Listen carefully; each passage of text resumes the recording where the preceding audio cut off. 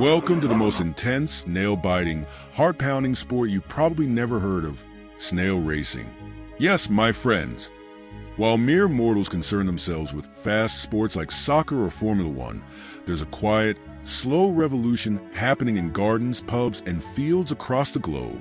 Today, we dive into the rich history, bizarre traditions, and strangely fascinating world of snail racing. So, buckle up, wait, scratch that. You might want to slow down for this one. It all began way back in the mist of time, when humans first picked up rocks and figured out fire. While some cavemen were off hunting mammoths or inventing the wheel, others were discovering the ultimate sport, snail racing. That's right, folks. While Grok and Yuji didn't have much in the way of entertainment, they did have snails, and where there are snails, there's a race waiting to happen. Forget the saber-toothed tigers or the woolly mammoths. Those were way too fast for early humans to handle. Snails? Now there was a competition everyone could get behind. Who needed the chase game when you could just sit back, grunt, and wait for a slime trail to cross a finish line? It was the birth of patience, folks. The real marathon of prehistoric life. As humans evolved, so did their appreciation for the finer things in life, like snail racing. Fast forward a few millennia to ancient Greece and Rome, and the love for competitive slowness was alive and well. They built giant arenas for gladiators, chariot races, and, of course, the occasional snail showdown. Because when you've conquered half the known world, what's left to do? Watch snails crawl? Obviously. Legends say even the infamous Emperor Nero couldn't resist a good snail race. It was an art form, a balance of strategy, slime, and sheer determination. The winners weren't just crowned. They were worshipped. They were fed the best lettuce money could buy. Or maybe that's just what the scrolls didn't mention. Anyway, snail racing wasn't just a sport. It was the glue, or rather the slime, that held society together. And then came the Dark Ages, when knights were off fighting dragons and kings were busy building castles. The common folk needed a way to pass the time. Enter, once again, snail racing.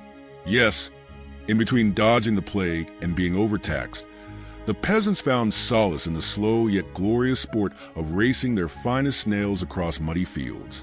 Not to be outdone, the knights even held their own snail justs.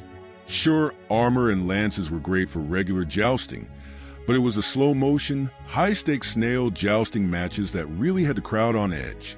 One false move or one overly enthusiastic slime trail, and it was all over. The tension was unbearable. Mostly because everyone was waiting for hours just to see if the snails would move at all. And then came the modern era of snail racing, where things really got, well, slowly serious. Snail racing, while lighthearted and quirky, has a history dating back to at least the 1960s, though informal snail races likely occurred earlier. The modern tradition is often associated with the World Snail Racing Championship, held annually in Congham, England since 1960. That's right, folks.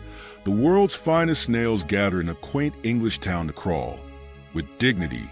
This all started when some pub goers, probably after 1 pint too many, thought, you know what would be fun? Watching snails race. And thus, history was made. Competitors entered their snails, often with brilliant names like a slime bolt or Shelley the Fast. And the goal is simple. The snails must crawl from the center of a circular track to the outer edge. And let me tell you, the suspense, absolutely snail-biting. Since then, the event has become legendary. Snail racing has spread far and wide, showing up at fairs, festivals, and any place that needs a good laugh or a lesson in patience. Some participants take it seriously, like Olympic training level seriously. Special diets? Check. Snail yoga? Possibly. Snail pep talks? Who knows? The point is, these snails are treated like athletes, and their trainers are dead set on making sure they slime their way to victory. By the time the Victorian era rolled around, snail racing had become a refined sport for the upper class. Picture it, elaborate gardens, tea parties, and of course, snail derbies. Nothing said, I've made it in life, quite like gathering your friends for an afternoon of polite conversation, while watching a few well-dressed snails crawl their way to glory. With names like Sir Slimsalot and Lord Slimebottom, the aristocrats took this competition very seriously. Wagers were placed, and it wasn't unheard of for fortunes, or at least a few extra biscuits, to be won and lost based on the finest mollusks that Victorian England had to offer. High society had never been more, well, slow-paced.